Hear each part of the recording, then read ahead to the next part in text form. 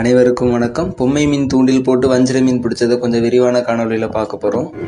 இந்த மீன் பிடிக்கிறதுக்காக காலையில் ஒரு 5:30க்கு நாங்கள் கிளம்பி போயிடுவோம். பொழுது எழும்புறப்போ மீன் அதிகமாக நம்மளுக்கு இந்த தூண்டிலில் கிடைக்கும். நாங்கள் மீன் பிடிக்க வச்சுருக்கிற பொம்மை தூண்டில்கள் சரியாக இருக்கான்னு தண்ணியில் விட்டு சரி பார்த்துப்போம். இப்போ நாங்கள் 2 பேர் மீன் பிடிக்க வந்துருக்கோம். 2 பேரும் தலைக்கு 2 பொம்மை தூண்டில் போட்டு இழுக்க போகிறோம். மொத்தம் 4 பொம்மை மீன் போட்டு இழுக்க போகிறோம்.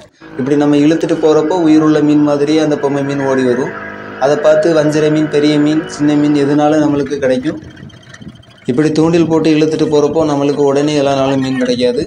விடியற் காலையில் அதிகமாக மீன் கிடைக்கும். அப்புறம் நம்ம எப்போ கிடைக்கும்னு உறுதியாக சொல்ல முடியாது. நம்ம ரொம்ப காத்திருக்கணும். 3 மணி நேரம் வரைக்கும் காத்திருந்தோம். மீன்கள் எதுவுமே கிடைக்கல. அப்புறம் கரைக்கு திரும்பி கொஞ்சம் ரொம்ப கரையில் போய் இழுத்தோம். அப்படி இழுத்தப்போ நம்மளுக்கு உடனே ஒரு வஞ்சிர மீன் 5 கிலோ சைஸில் கிடச்சிது.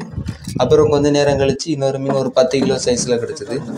மணிக்கு 15 கிலோமீட்டர் வேகத்தில் அந்த பொம்மை மீன் தூண்டிலை நாங்கள் இழுத்துட்டு போவோம். மீன் தூண்டிலை கடித்த உடனே வேகத்தை குறைச்சிருவோம். அப்படி நம்ம குறைக்கலைன்னா கயிறு அறந்துட்டு போயிடும்.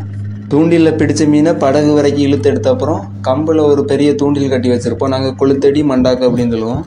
அந்த தூண்டிலில் கொழுவி தான் மீனை படகுல தூக்கி போடுவோம். நாங்கள் 2 பேர் மீன் பிடிக்க போனதுனால பெரிய தூண்டிலில் கொழுவி படகுல ஏற்றுறதை பதிவு பண்ண முடியல.